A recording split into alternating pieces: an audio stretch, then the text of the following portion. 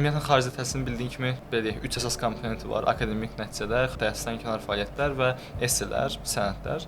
Elə ilk akademik nəticələrdən istəsəmsə başlayaq. Qeyd etdiyim kimi yüksək elmi nəticələrim var, hansı ki düşünürəm ki, İngiltərə universitetlərinin xüsusilə çox nəzər yetirdiyi bir nöqtədir. IELTS, SAT, AP bunların hamısını necə hazırlaşdın? Xüsusi bir rutinin var idimi, yoxsa sadəcə random şəkildə hazırlaşırdın?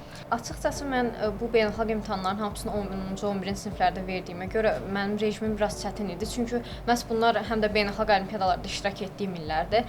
Əsasən AP imtahanlarla bağlı deyə bilərəm ki, AP imtahanları əsasən öz sahəmə çox yaxın olduğuna görə, ona görə mən onlara hazırlaşmaq çox da çətin olmamışdı. Həm fizika imtahanları, həm kalkulus imtahanı məhz olimpiyadaya hazırlaşanda keçdiyim proqramın daha bəsit versiyası idi. Kimyaya da qeyd etdiyim kimi marağım olduğuna görə, həm də 9-cu sinifdən bəzi məsələn elm olimpiyadasında iştirak etdiyimə görə, ona görə məsələn kimyadan bəlli bir bazam var idi. Amma məsələn son 1 ay qala artıq məsələn müəllim dəstəyi ilə həm də sualların necə işlənməli olduğundan bağlı da öyrənmək də önəmli idi. Elmi bilməklə yanaşı məhz onu tətbiq etmək önəmli idi. Ona görə son 1-2 həftədə müəllim dəstəyi ilə hazırlaşdım. Məhz kimya və kalkulus imtahanlarına.